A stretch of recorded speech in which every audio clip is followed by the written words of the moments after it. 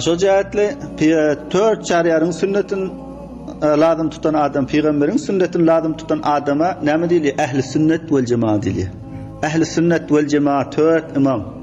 İmam Azam Ebu Hanife rahimahullah, İmam Şafii rahimahullah, İmam Ahmed bin Hanbal, İmam Malik rahimahullah, ana bular furuiyatlarda, mesaillerde şu 4 şariatın sünnetin Resulullah sallallahu aleyhi ve sellem sünnetin lazım tutup şundan mesail istihraç edinler.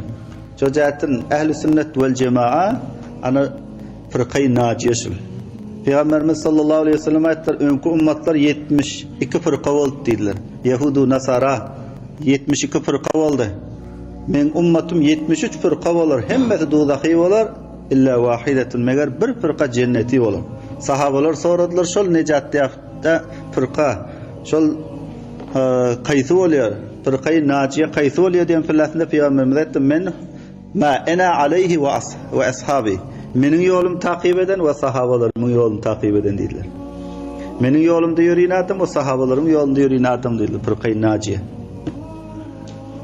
Başka bir hadiste Peygamberimiz ayetler ashabi kennicum fe bi eyyihim iqtadaytum ihtadaytum. Mening sahabalarım asmanın yıldızları şekilde kaysına üyüseniz hidayet taparsınız dediler. Şu cihetten 4 imam var. İmam Ebu Hanife, İmam Malik, İmam Şafii, Ahmed ibn Hanbal. Şolar furuiyat mesaillerde her kaysi bir imamın kavlunun delil alanlar. Şu cihette 4 mezhebe ortaya geldi. İmam Azam sahip Abdullah bin Mesud'un kavlunun olar delil alanlar. Yeni bir imam Abdullah bin Abbas'ın rivayetinden delil alanlar. Yeni bir sahabanın. Şu cihetten 4 mezhep ortaya geldi.